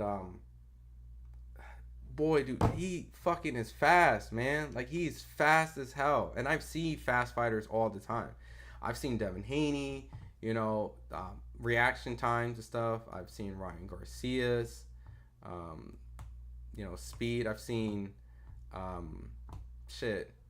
Tank's counterpunch, very explosive. I've seen all these guys. Lomachenko, I don't know. Who would you consider very quick at times? Just very fast. Like, David Benavidez isn't a very fast fighter. It's hard to explain. He's very fast. It almost feels like if he catches you off a position and you're in the right range for him, he will snap your head back. He will get you. It never seems like it when you watch TV, but up close, like, he's fucking fast. Like, he's very fast. He's going to be very clumsy at moments, but once he's in the groove, like, he's very fast. Once he puts it together, is what I'm saying. But I would highly advise, I would assume if Morrell has the boxing ability to go 12, then use it. But I don't think he's going to be able to keep David Benavidez off him for 12 rounds unless he actually hurts him or lands some solid shots, which will cause Benavidez to go on his back foot. So somewhere along the line is to get Benavidez on his back foot. Definitely get his respect. If it's from a puncher position, right, a boxer punching position, or essentially bully him with your equal size that you have. I think Benavidez is still bigger, and I think he's going to come in bigger. But somewhere along the line, he's going to have to get Benavidez' respect. If not, then this is not going to work out. Benavidez does have more experience, and he's relentless with pressure, but Morrell has the skill and power to give Benavidez problems. Yeah, I'm excited for this fight. I wouldn't count Morrell out, and I definitely wouldn't count him out for having moments if he loses. I've been very impressed with Morrell's ability to kind of come in 2-0 and beat Lennox Allen early on. He just never fought opposition that's kind of shown that type of respect on his resume. Like David Benavidez has been able to get better marquee names. He's the more marketable guy. So this is David Morrell's chance. Like, he can complain about not getting good opponents and not getting a chance. Well, he has a chance now. So, and you got to give David Benavidez for taking an opponent where no one thought was going to happen, and you don't really get any more props than you would have gotten beating Demetrius Andrade to the casual fans or Caleb Plant to the casual fans, right? Like, those guys had bigger names. David Morrell might not bring in a pay-per-view in comparison to Caleb Plant, but this is what David wanted. He wanted to fight guys where he makes a point to fight Canelo, he can say, or like Arthur Bivol when it's like, look who I fought. I deserve a chance. And that's what he's trying to do. He's trying to do it what most boxers say they want to do, but he's going there saying that I want to fight the fights that the fans want to fight so that I can get an opportunity to fight the best. So I can't knock David Benavidez for that. Which Andrade felt too comfortable by the fourth round onwards. Well, see, that's what I was saying. Like, there was a moment where he kind of made a little mistake and David caught it instantly. It wasn't even this is how I feel Benavidez is. He's like a really good mosquito catcher, right? He has the mosquito swatter and he's trying to catch the fly, and you're gonna look stupid chasing around the house and stuff. But finally, when he fucking does, and he finally smacks you with that shit, it's over. You see the punch that completely changes the dynamics of the whole fight. Benavidez does that one punch that completely alters the result of the remainder of the fight. Caleb Plant's doing his thing. 5 rounds in the books. I thought Caleb won the first 5.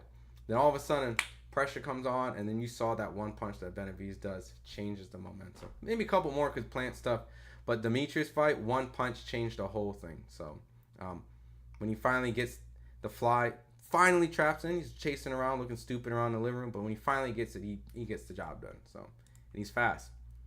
I'm a Benavidez fan, and I'm scared for the fight Morrell. Morrell is dangerous. I think Morrell is a very dangerous opponent that you have to give Benavidez credit. Look, They always say he fights guys. Oh, what up? What up, Daniel? $2 super chat. Morrell gets knocked out by the 7th round. Damn, bro, I should have told you about this press conference. Damn, I know you you live in, I think, I don't want to dox where you live. I kind of doxed the how would I say it, the time zone. But yeah, I know that you want to talk to David. You really want to talk to Canelo more, so we'll work something out, Daniel. But I always appreciate you coming, showing love, man. I gotta get you to meet David Benavidez one day. Benavidez is very intelligent as well.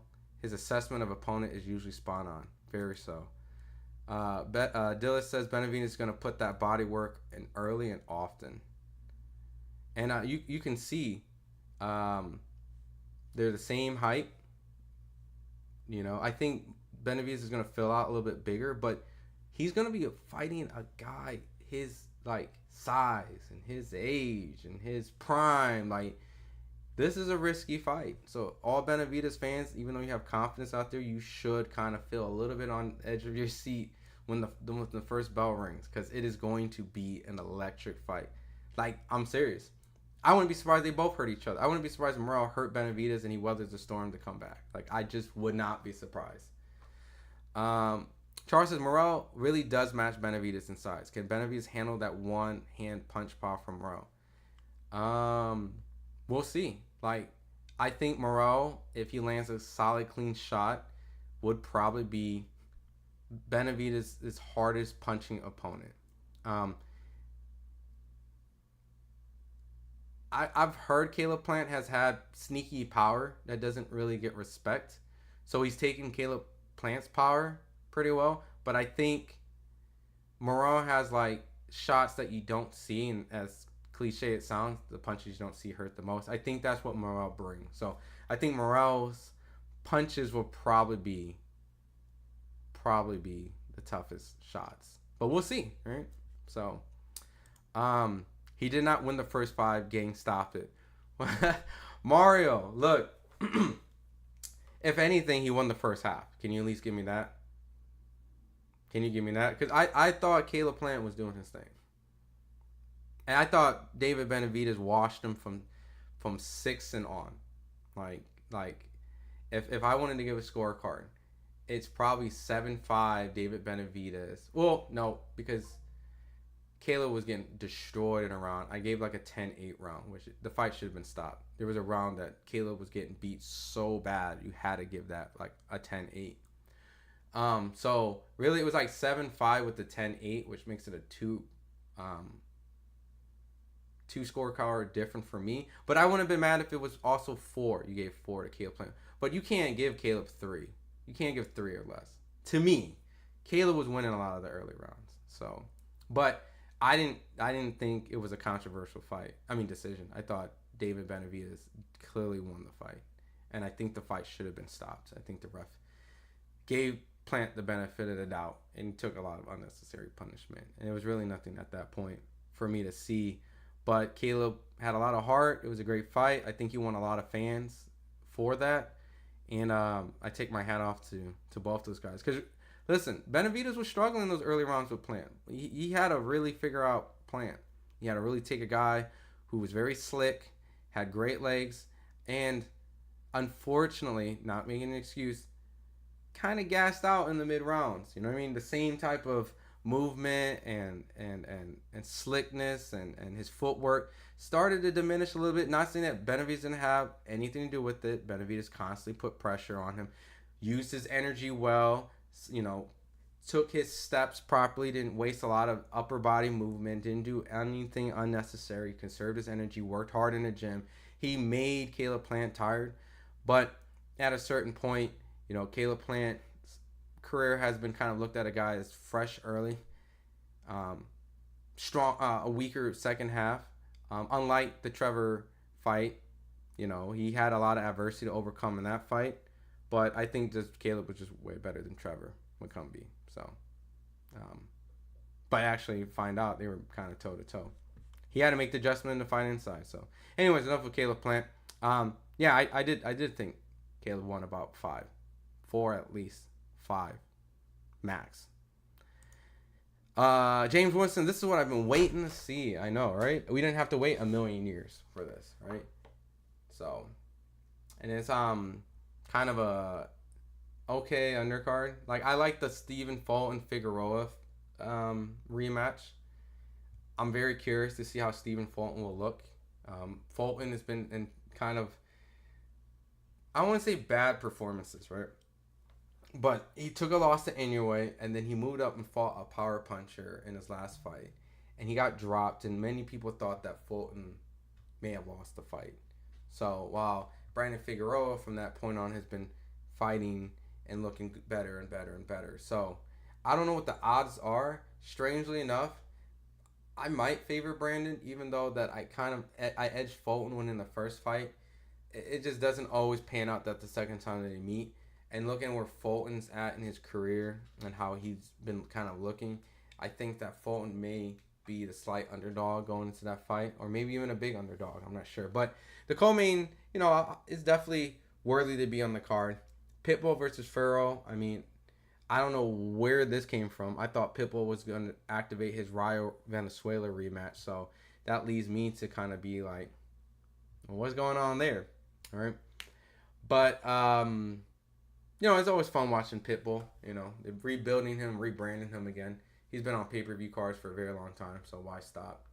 And then Ramos, Jesus Ramos making this kind of return after the Erickson Lubin controversial fight against Jason Rosario, which, I'll be honest, as a unified champion, Jason Rosario has been taking a lot of punishment. And I really feel like this is just to get him a very respectful name. It gives Rosario an opportunity to knock out a young prospect.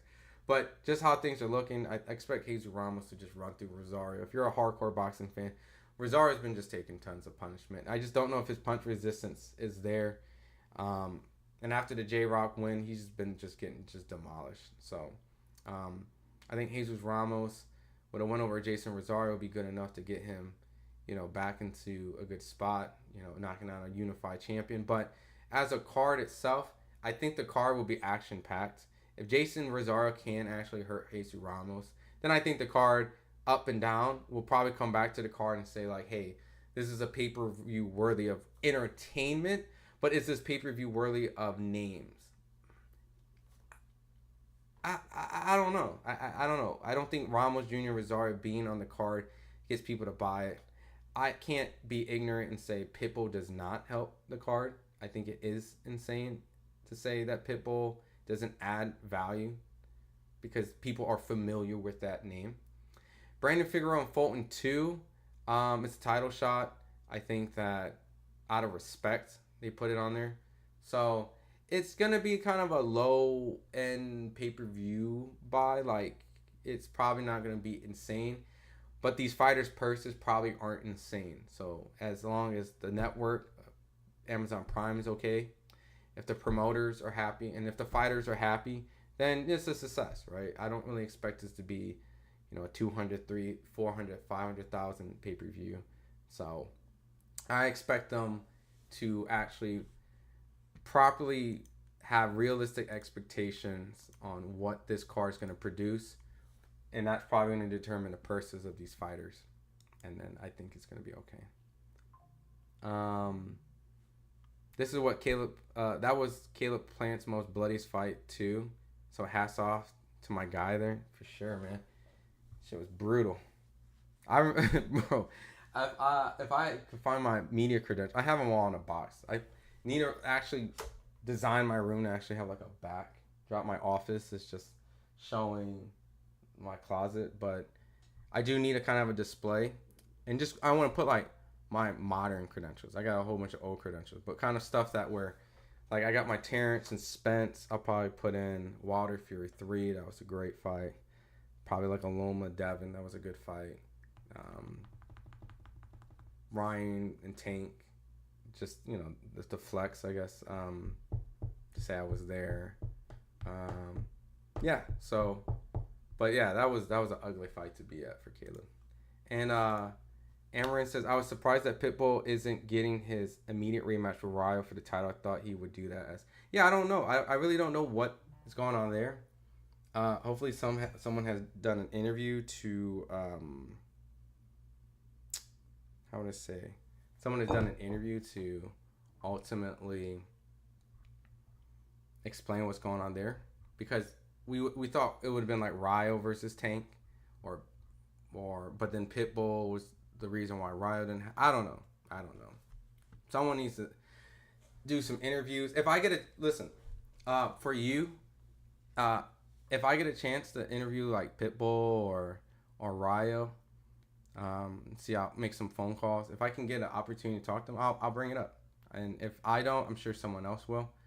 And so we'll just keep our ears out, or just check on Twitter or YouTube and find out. Yeah, Rosario fought Jarrett Hurd to a draw this year and wasn't looking that good at middleweight. Neither was Jarrett, but this fight would be a good name for Ramos to have boost his back again. Yeah, I mean, that was also an ugly fight too. J-Rock versus Jason Rosario. I mean, ironically, they were definitely two guys that should have fought each other a long time ago, but they both kept getting losses and just not been the same. So I think Jesus Ramos gets Rosario out. It's a matter if he gets him out in a devastating fashion. I think that's what the ultimate goal is, to have Rosario as a showcase. But yeah. But check it out. I just wanted to make like a quick, easy stream just to kind of recap my opinions on the kickoff press conference today. Appreciate you guys always coming and joining in, showing support. I have some interviews that will be dropping soon, and I'm texting right now to potentially be going to a gym to do some interviews with an opponent for a very big. I guess I just tell you. I guess I'm working on trying to get Lamont Roach right now, so I'm gonna try to do some gym session stuff with Lamont for Gervonta Tank Davis fight coming up, and then I got some really good stuff in the works. I got a really good email today that made me smile, so it's just adding on to these really big moves and big things that are coming to the platform. A lot of behind the scenes, a lot of work and stuff. As you can see, the marquee, right? All the stuff, all the graphics. These are all like small baby steps to something bigger. And hopefully you guys like it. If you guys have feedback too, like, I don't take any offense if you feel like the mic sounds like shit. You know, I know my hair looks like shit, so I'll be getting a haircut. But just like, if you like the whole presentation, if there's things that can change, you know, right? Obviously, I'm working on my back in my office, working on getting more cool things to just kind of make this like the coolest looking immersive stuff. Giving you guys also another sneak peek. Where is it? I had a little demonstration the other day where I was showcasing my kind of FightHype arcade. I was playing Street Fighter 2 recently, and there's going to be some sort of gaming stuff on here. Definitely not going to do Undisputed. I think that game's terrible. And I know the people who have... I haven't touched it since Alpha, and I've heard a lot of complaints, so I am not interested into that. Until actual people I know that play games are like, yo, like, this shit is so much fun. It's so good. But I'm hearing hooks going through blocks. I'm hearing Deontay Wilder knocks everybody out, like, with ease. Like, you know what I mean? I don't want to be frustrated, so... Young Pog, wasn't Tank supposed to fight this month with that dude? Yeah, I mean, they were supposed to fight, I believe, in November. And then they were supposed to fight... Oh, yeah, it is November. They were supposed to fight in the first week of November. Then they were supposed to fight in December. And then I think they were supposed to fight sometime early next year. But I still don't know. I really don't know. Like, I don't know. And I'm not sure if he knows. So, but I'm definitely in contact with his people right now. I'm doing some text messages behind the scenes. So I definitely got a lot of interviews. And I'm waiting for some people to fly back or fly in certain spots around the world to kind of introduce some of these cool segments. So, but appreciate you, Rob. Yeah, man, always appreciate you. And I appreciate you guys coming in, man. These are like very intimate, chill streams. You know, they're only getting bigger. They're only growing.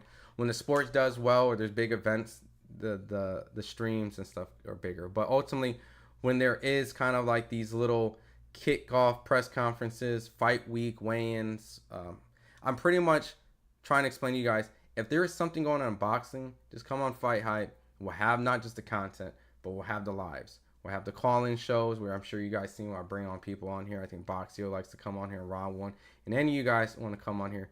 Eventually, also, I'm going to have co-hosts and guests and a lot of stuff happening behind the scenes. So you guys just be very patient. It's coming very soon. But as always, I really appreciate you guys taking the time. You guys could be anywhere doing a lot of stuff. There's Instagram, there's Twitter, there's YouTube, there's bitches out there that you could be texting. There's kids you could be hanging out with. You could be sleeping. You could be just whatever, right? But you just decide to hang out and chill with your boy just to talk some boxing. So I appreciate you guys as always. Richard says, thank you for responding and answering our questions. Always, you know what I mean? My thing is I want to make sure that you guys have an opportunity to have a place where the chat doesn't get ignored, right? Granted, if the chat is crazy or there's a lot of stuff, like if I have a guest on here and I'm talking, you know, it's going to be a little bit harder, but I'm going to try to make sure that you guys are heavily involved if you guys aren't on here. Like Richard, I would love for you to come on a live show. Like I said, when there's shows that says live call in, those are times where you can do video call-ins if you want to talk to me or whatever. When I have guests on here, I'm going to bring you guys on here to talk to the guests as long as you're respectful to talk to them and ask your questions and kind of your virtual way to meet some of your favorite fighters. And then, you know, lastly, if we're just kind of just chilling on a random Tuesday because the Kickoff press conference just randomly just dropped, we have a place to chat, talk. You guys can ask me. You know, I cover fights for a living, so I can give you guys my honest, you know, personal opinions. You know, sometimes I can be biased, and I'll always admit if I'm a little biased, but you know, I try to be transparent and try to give you guys as much information as possible that I'm privy to. So Khan says, oh yeah, the rematch between Fulton and Brandon will be interesting, though I am questioning how strong Scooter is at 126 after his debut against the Castro dude. I feel Brandon gets it done. Yeah, I feel the same way, Khan. And you know, I've seen Fulton spar in the gym out in Philly. I went out to his gym a couple times in the past, and I've seen him spar guys as big as 140. Maybe, I don't know if I've seen him 147. I think the biggest I've seen is 140 pounder. So, like, I know he can fight big guys, and Brandon is a big guy. But seeing how neck and neck that fight was, and I honestly feel that Brandon has gotten better as a fighter, and he's a champion. You know, that brings a little bit of difference. You know, I know that fight was very close. It brings a little fire in him. I know this fight's a lot more personal to him, while Fulton's kind of looking at it like, well, I've already won the first one, so I don't really need to prove myself. So I'm just gonna fight you. So, you said mic volume's very low. Oh, is this better? Appreciate you giving me some feedback. If it's low, I'll try to keep it at like this.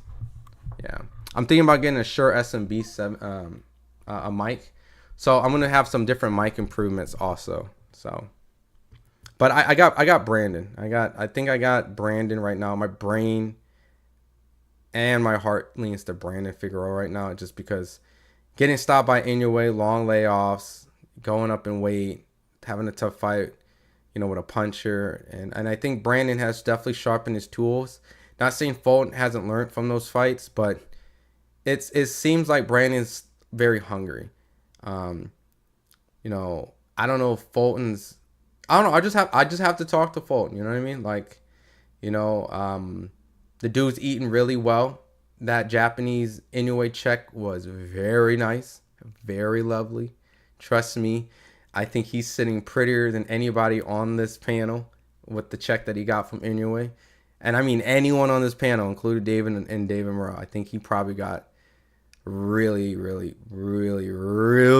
paid, like compensated very well. And so that's really hard to kind of like at this point want to fight a guy that you went neck and neck and kind of like, what is the upside? You beat Brandon Figueroa, like what is your what do you want to do next with your career? So not saying that he's not hungry, I just have to pick his brain a little bit. So I'll get a chance to talk to Fulton. I got his number. I'll reach out to him. So a lot of these guys I actually can reach out, so I'll work on that stuff. And I guess the last one I'll read is Khan. Also, it says, also you say how Miguel Flores got him all in his feelings.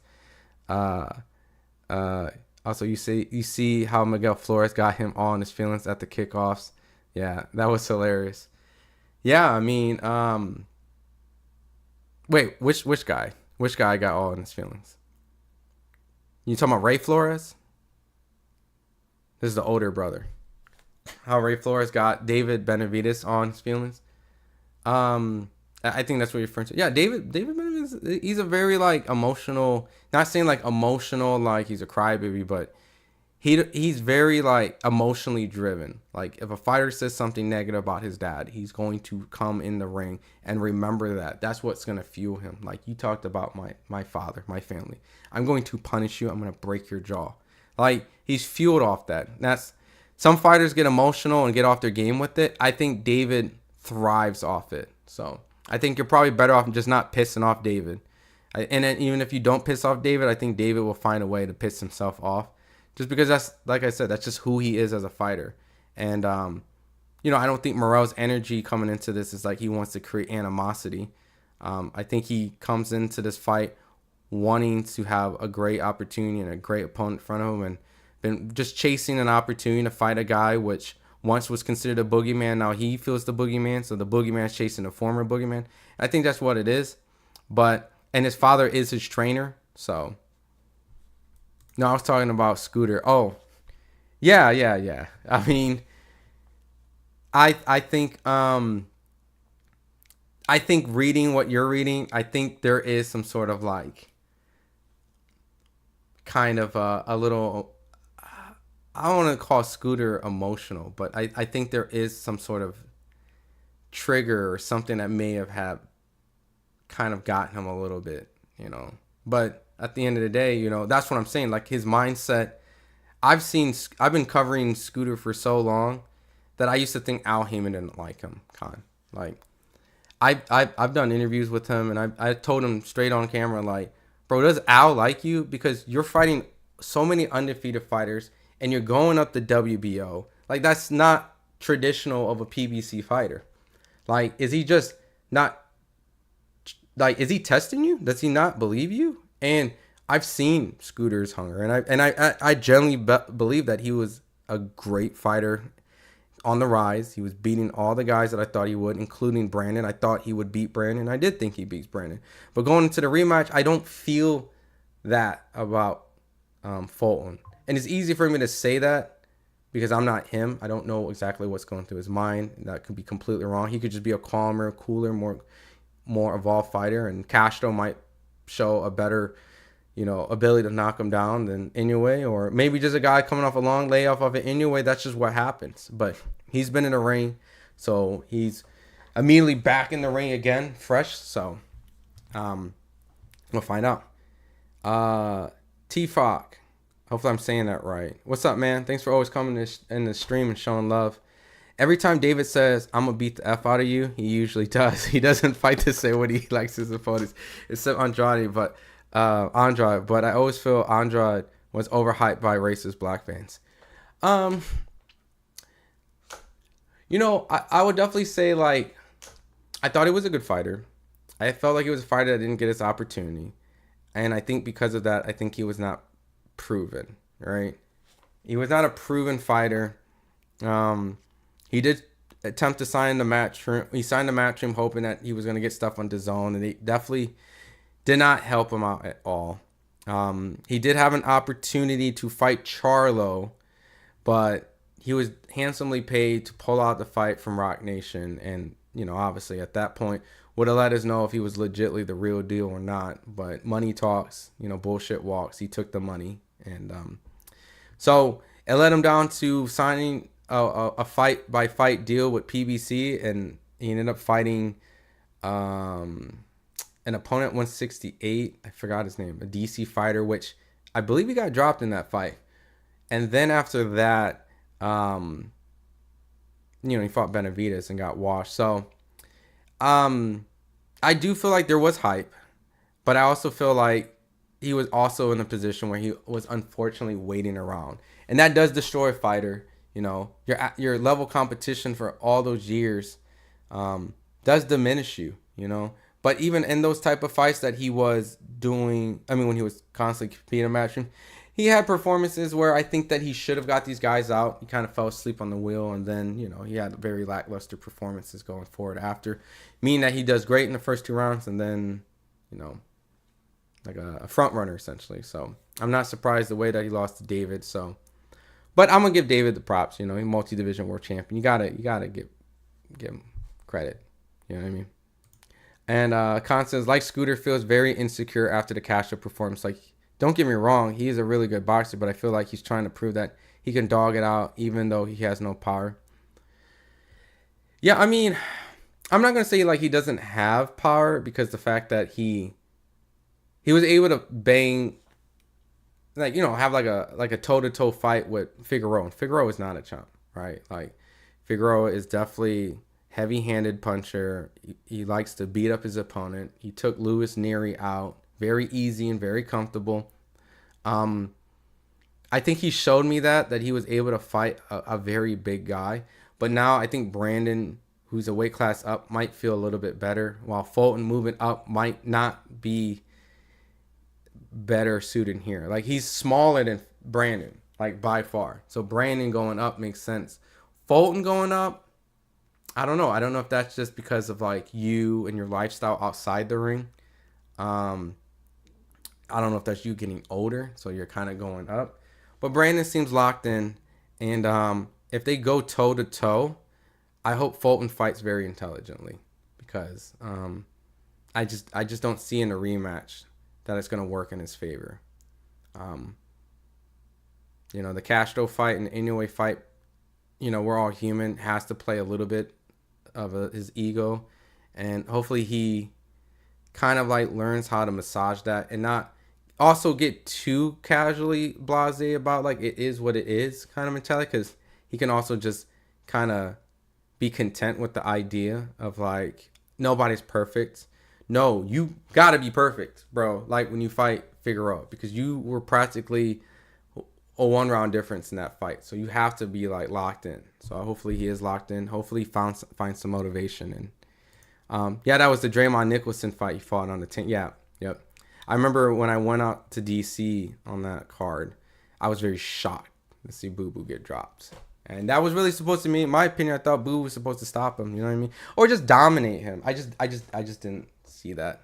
So, but all right, y'all, I really appreciate you guys. Like I said, I stayed on, I think, an extra 23 more minutes than I said, but it's because you guys kept me here. You guys, it's so hard for me to get off when you guys want to talk and engage and chat box, and like I could be here all day. So, ultimately, I think, let me see, is there anything worthy of going live tomorrow? Tell you what, just stick around like, you know, just keep your eye on FightHype. If you ever see like a show that pops up, just notify it. I don't know if there's really anything like topic wise coming up. There's not any like press conference or weigh-ins or things like that, but I'll definitely work on some guests to come on here. I'll definitely try to get some guys, like I've been in reach with like Abdullah Mason's team and things like that. So I could try to get him out here to talk to you guys a little bit. You know, I think the kid is extremely talented.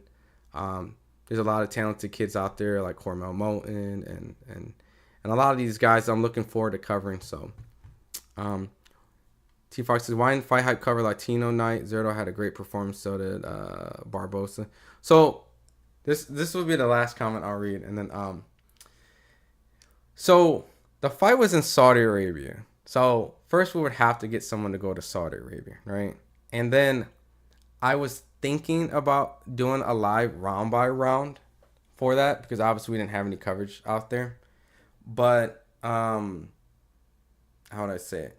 I think I was very, very tired from the fight that happened before. I did a 9-hour stream on Mike Tyson, Jake Paul. And then following that, I did a show the morning of. So I know afterwards we did cover the Zepeda and Tevin Farmer, because Shakur tweeted and Tevin Farmer put some stuff out. So we did put stuff out there. And the Zerto fight was great. Zerto versus CBS was a hands down great fight. Duarte won the fight. We did a follow-up show following that on the good, the bad, the ugly on 2 days ago. Kind of talked about it. Had people call in and talk about it. More Barboza won. Duarte won. But yeah, it's just what it worked out, man. Obviously, we would love to have coverage, you know, everywhere. But you know, it's actually interesting. I might have a Tevin Farmer interview in the works, just because the fact that, they have a huge issue with VADA. It's not their issue with Golden Boy, T-Fock, because, you know, they're not the drug testers. They have issues with VADA and their lack of what they considered employments. They were short-staffed, which is a terrible excuse, a horrible excuse. So I think I'll be locked in with Tevin Farmer and kind of have him explain what exactly happened. And like I said, this is not pointing at Golden Boy. It's not pointing at De La Hoya. It's not pointing at any of those things. You know, I got a little insight recently by chatting with them. And it's not them pointing at Golden Boy. I think that's the misconception, you know. And I know it's very easy to kind of blame the promoters for certain stuff because in hindsight, it looks like Zepeda won and XYZ and it's De La Hoya's. No, I think it's clear that they actually have an issue with the VADA and drug testing people themselves, right? Because how is Golden Boy going to determine who's staffed, right? Like if they're understaffed, like there's drug testers there and everyone else got drug tested, how come they didn't? So that's their issue. So, but yeah, Barboza did his thing, man. He washed Ramirez. Oh yeah, one last thing you guys need to cover. Nah, bro, I'm not covering that shit. That's diabolical. At least he's fighting someone his age. Awesome. Have a good night. Mexican boxing, man. What's up, brother? Appreciate you always showing love. So, you guys have a good night, man. As always, just stay locked in. We got a whole bunch of interviews coming through. And I can't wait for you guys to see what I got up next. So, as always, you guys stay locked in the Fight Hype. You guys are the best. And peace.